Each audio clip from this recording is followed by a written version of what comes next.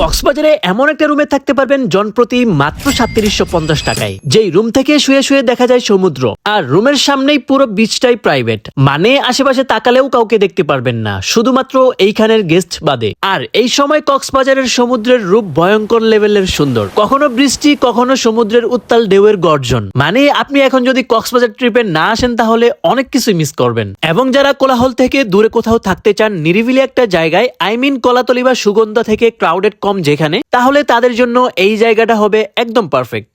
আমিও কলাতলির মতো crowded place পছন্দ করি না, তাই আমি এবার কক্সবাজার প্ল্যানে ডিসাইড করি আমি থাকবো এবার অ্যান্ড্রোমেডায়, যেটার লোকেশন ইনানি বিচ পার হওয়ার পরেই। ঢাকা থেকে কক্সবাজারগামী বিজনেস ক্লাস বাসে করে চলে আসি আমি কক্সবাজার, তারপর এইখান থেকে সিএনজি বা অটো ঠিক করে চলে আসতে পারবেন অ্যান্ড্রোমেডায়। বলবেন পালঙ্কি যাব, আর পালঙ্কি থেকে রিসোর্টের দূরত্ব 2 থেকে 3 মিনিটের। তো আমরা নিয়েছিলাম সি ভিউ এই ভিলাটা, যেখানে ছিল একটা double bed, AC, sofa, TV, আলমিরা এবং প্রয়োজনীয় সব এমিনিটিস, সাথে বড় একটা নিট এন্ড ক্লিন ওয়াশরুম। আর এই রুমের সব থেকে যে জিনিসটা আমার ভালো লাগছে সেটা হলো এই রুম থেকে একদম কাছ থেকেই দেখতে পারবেন সমুদ্র, আর রুম থেকে সমুদ্রের ডিস্টেন্স মাত্র 10 থেকে 20 সেকেন্ডের। আর এই রুমের ভাড়া হচ্ছে ৭৫০০ টাকা, যেটা জনপ্রতি ৩৭৫০ টাকা আসে। এছাড়াও তাদের এইখানে রয়েছে এইরকম কাপল ডুপ্লেক্স পড হাউস, এবং রয়েছে এইরকম একটা অ্যাপার্টমেন্ট যেখানে 8 জনের মতো থাকা যায়। সো ফ্রেন্ডস, ফ্যামিলি বা প্রিয়জন যাকেই নিয়ে আসেন না কেন, আপনি যদি একটা নিরিবিলি বা কমফোর্টেবল ভাবে কোথাও থাকতে চান, তাহলে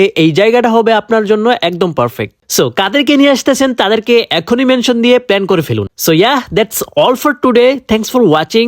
টাটা, টেক কেয়ার, আল্লাহ হাফেজ।